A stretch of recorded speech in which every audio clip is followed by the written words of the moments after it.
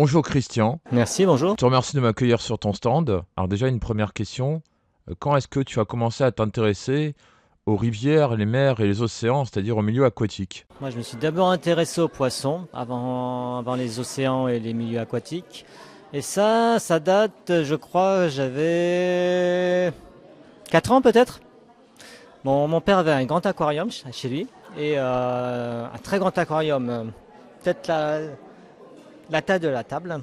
Et à l'intérieur, il y a plein de poissons. Et bon, comme beaucoup d'enfants, je crois, je restais devant l'aquarium à observer les poissons. Donc j'ai grandi et j'ai toujours eu un aquarium chez moi et je me suis dit que je voulais élever des poissons. Donc j'ai voulu faire des études de biologie marine, pour ensuite élever des poissons. Donc j'ai continué, j'ai fait mes études, mais j'ai pas élevé les poissons. Et donc tu as un doctorat en... J'ai un doctorat en écologie, biologie, microbiologie, hydrobiologie et d'autres OJ, je sais plus lesquels. L'hydrobiologie, c'est l'étude des rivières et des milieux aquatiques, en milieu terrestre. Et mon master, mon DEA en fait, avant, c'était sur les écosystèmes littoraux. L'exploitation, c'était à Brest et c'était les exploitations durables des écosystèmes littoraux. Non, pas à Brest, à La Rochelle. À Brest, il y a un grand centre d'océanographie. Moi, j'ai fait la maîtrise à Brest, à l'IUEM, donc l'Institut universitaire européen de la mer, qui est ce centre d'océanographie. Il y a un gros pôle d'océanographie là-bas. Et ensuite, j'ai fait le DEA du coup à La Rochelle sur le thème que je t'ai dit, l'exploitation des écosystèmes littoraux. Et ensuite, je suis parti en thèse. Et donc, j'ai pas trouvé une thèse directement sur la mer. On m'avait proposé d'aller à Brest, mais il n'y a pas eu le financement. Donc, j'ai fait ma thèse entre Toulouse et Lucerne en Suisse sur la biodiversité dans les milieux, dans les rivières, et en particulier la biodiversité des champignons aquatiques et le processus de décomposition des feuilles. Donc ça sert à quoi le processus de décomposition des feuilles? Ça fait partie du cycle du carbone. Et le cycle du carbone, c'est ce qu'on entend tous les jours quand on dit la température augmente, c'est à cause des gaz à effet de serre. Gaz à effet de serre, c'est le CO2. CO2, c'est le cycle du carbone. Donc les feuilles se décomposent en CO2 et le CO2 est absorbé par les feuilles. Ça fait un cycle. La mer absorbe le carbone, la mer absorbe le dioxyde de carbone. Le dioxyde de carbone est absorbé par les algues. Les algues sédimentent au fond, mais c'est très scientifique. Je suis pas sûr que. Je pense qu'il y a des gens qui vont l'expliquer beaucoup mieux que moi. Moi, ce que je veux faire dans mes œuvres littéraires, c'est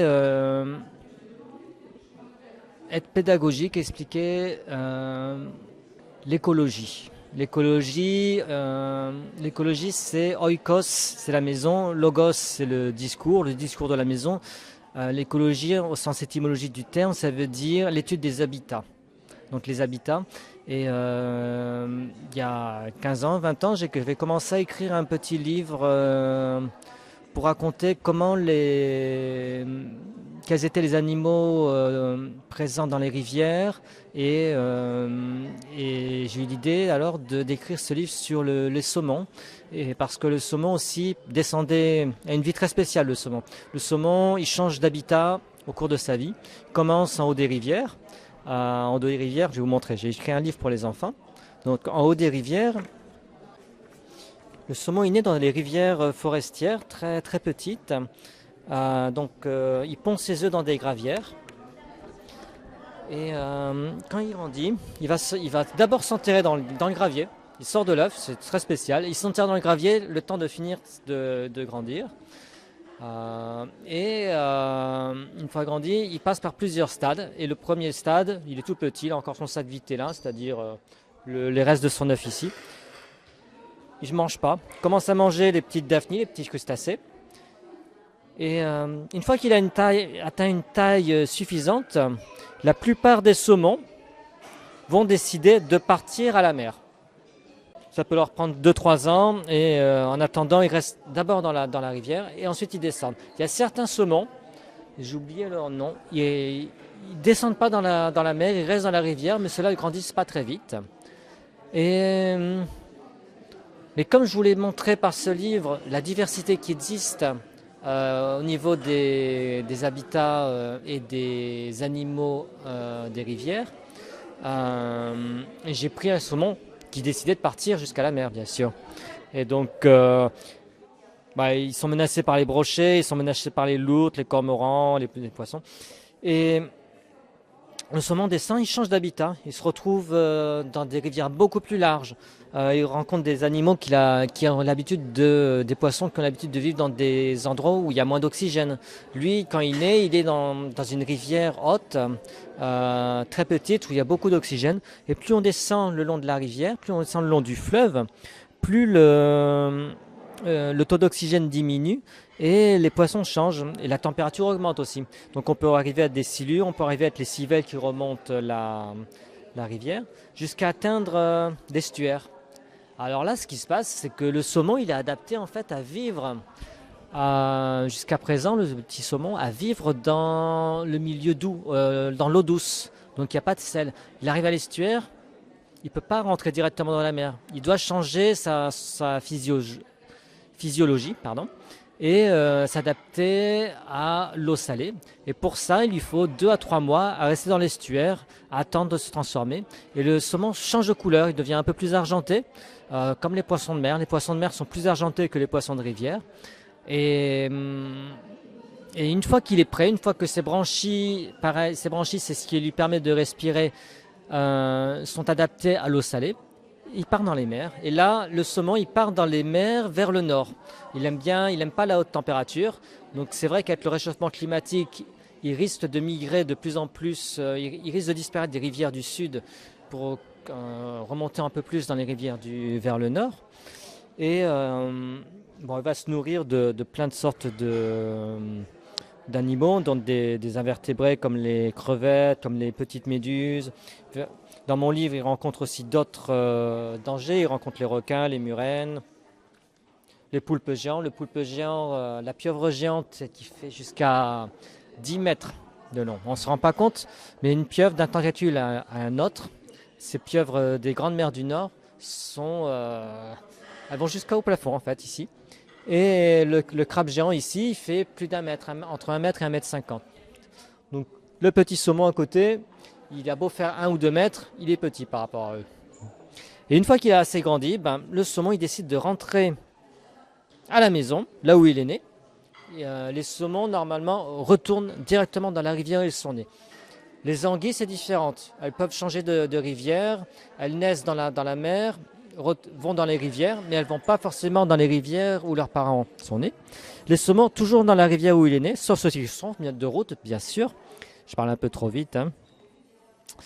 Ils complètent le cycle et ils rencontrent un papa saumon, une maman saumon, ils font des œufs et on retrouve donc le cycle complet du petit saumon. C'est curieux qu'ils reviennent à leur lieu de naissance. Alors comment ils font ça? Il y a beaucoup d'hypothèses, il n'y a pas de certitude. C'est comme les pigeons voyageurs, comment ils font?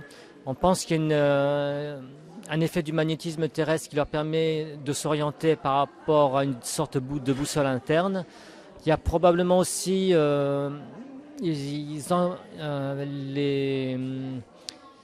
emmagasinent probablement aussi les odeurs ou les molécules du fleuve et de la rivière qu'ils ont parcouru et ils reconnaissent ça. Ensuite, il y en a qui se trompent, il y en a qui ne reviennent pas là où ils sont partis, mais la plupart le font. Et là, moi, j'ai choisi de prendre un petit saumon de l'Atlantique, parce que contrairement à ce qu'on voit beaucoup à la télé, où on voit qu'après avoir migré, revenu à la rivière, le saumon meurt. Les saumons, ça c'est les saumons du Pacifique. Les saumons de l'Atlantique peuvent faire le voyage de 3 jusqu'à 5 fois. Dans le département où je suis, c'est les Pyrénées-Orientales. Il y a aussi un très bel aquarium au niveau de Bagnols-sur-Mer, avec un grand centre océanographique là-bas. Ouais. Et tu y as travaillé à Banyuls? Moi, j'y ai fait un stage. J'ai fait un stage là-bas quand j'avais fait ma licence d'océanographie, donc géologie marine, à Barcelone. Et à la fin de l'été, j'ai fait un stage en phycologie, donc l'étude des algues là-bas. Et aujourd'hui, je sais que mon ancien directeur de DEA, Jean-Marc Gorini, est un des directeurs de l'Institut à Banyuls. Oui. Et à l'époque, Jean-Marc était directeur de recherche au CNRS à La Rochelle, ou plutôt à Loumau, crème à Loumau. Si jamais il y a des auditrices et auditeurs en écoutant cette interview qui seraient intéressés pour entreprendre des études en océanographie, comment doivent-ils s'y prendre? Bon, faut faire un cursus de biologie. On commence toujours en soit universitaire, master, et ensuite, si on aime la recherche, doctorat. Choisir une université qui permette d'aller vers la biologie marine. Il y en a plusieurs en France.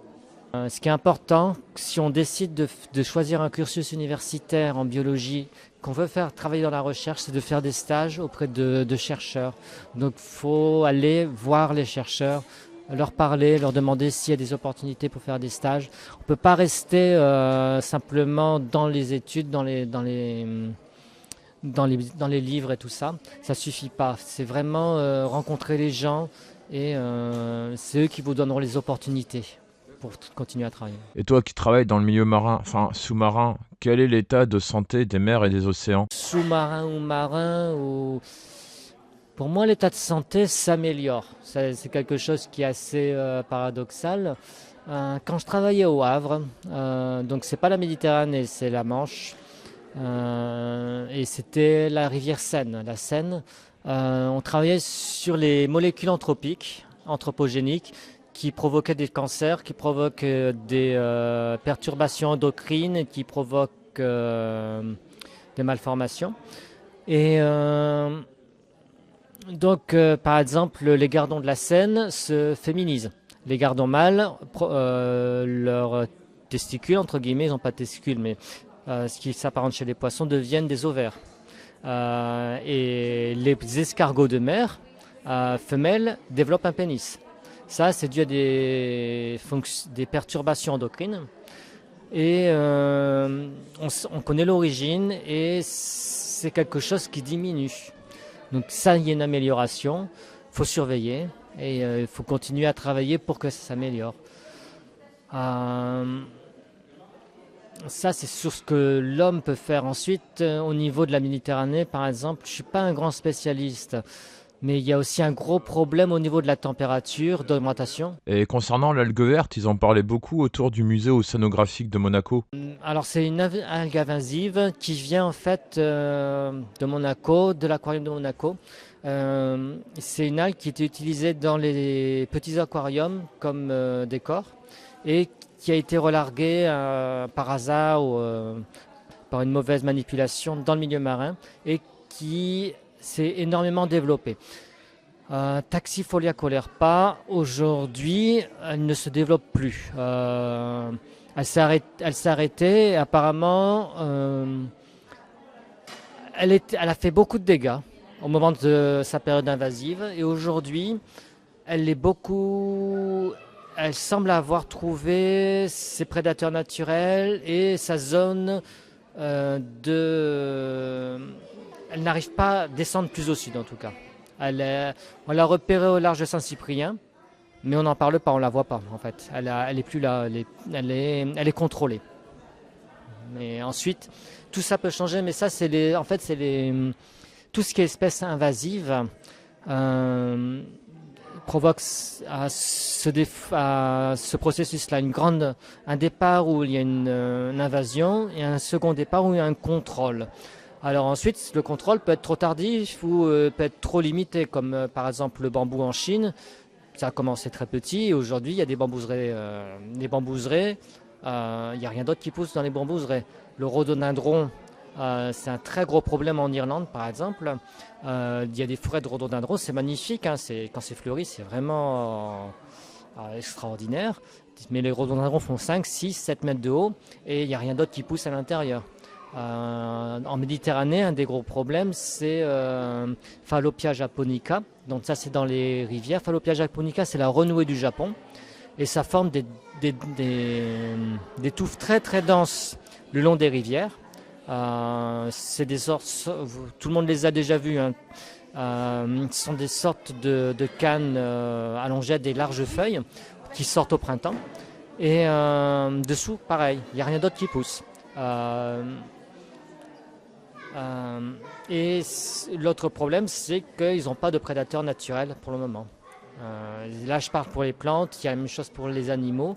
Il y a le frelon asiatique que tout le monde connaît, il y a la coccinelle chinoise qui semble remplacer les coccinelles européennes.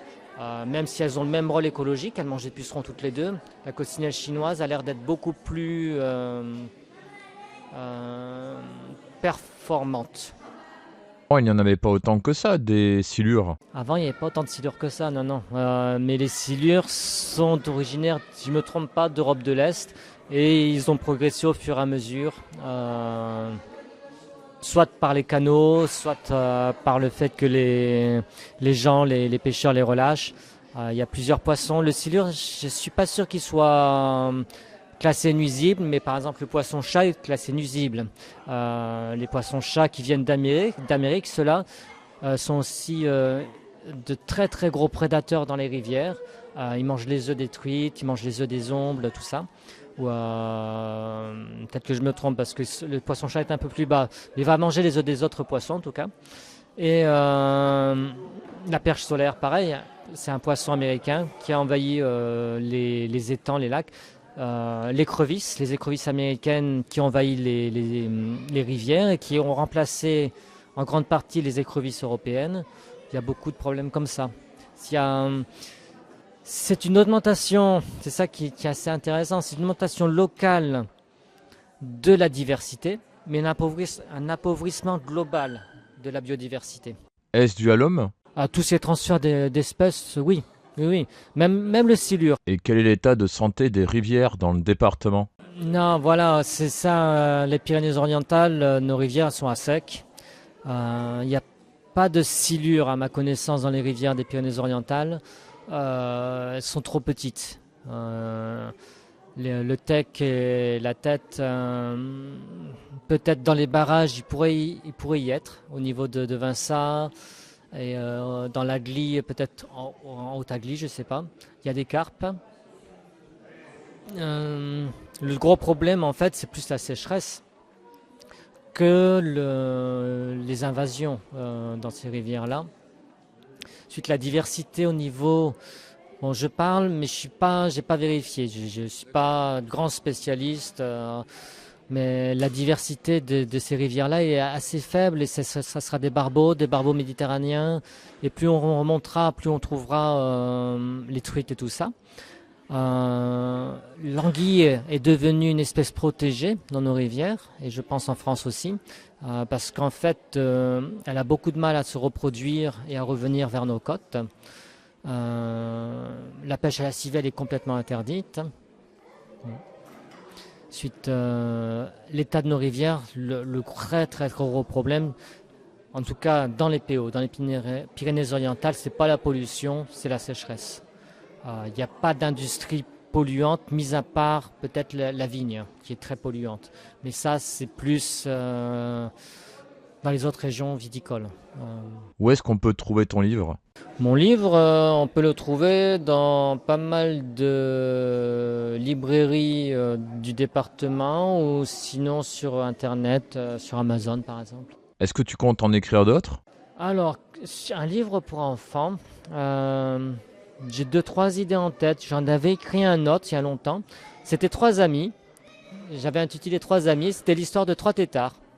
Un têtard qui se transformait en grenouille, un têtard qui se transformait en salamandre, un têtard qui se transformait en triton. Et on voyait leur évolution comparée en fait, mais en restant un livre pour enfants. C'est un de tes projets? Un des projets. Il est écrit, il faut que je refasse les images, les illustrations. Et un autre de mes projets, c'est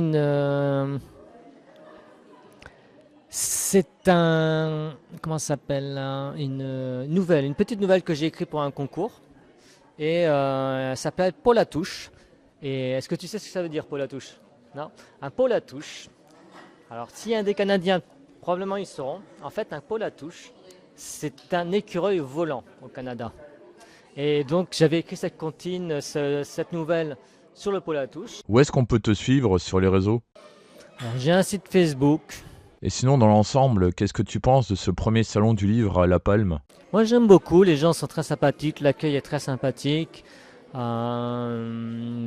on est bien à La Palme, c'est un joli village, ouais. Quel message aurais-tu aux personnes qui organisent ce premier salon du livre de La Palme? Bah, je les remercie beaucoup. Je les remercie beaucoup de m'avoir invité ici et de m'avoir permis de venir jusqu'à La Palme pour présenter mes œuvres et cette interview. Quel message aurais-tu à dire aux abonnés de la chaîne YouTube Atom? Restez positif. Moi, je suis un optimiste. Je sais que bon, on a parlé de la mer, on a parlé de la pollution, on a parlé du changement climatique. Moi, je pense qu'on s'améliore. On s'améliore pas assez vite, je suis d'accord. Euh, on pourrait faire mieux, ça je suis d'accord aussi. Mais on arrive quand même à connaître mieux notre environnement. On arrive quand même à mieux savoir ce qu'il faut faire. Mettre en application ce qu'il faut faire, c'est autre chose. Mais je pense qu'on va vers là. Eh bien écoute, je te remercie beaucoup Merci à toi. et à la prochaine. À une prochaine. Au revoir.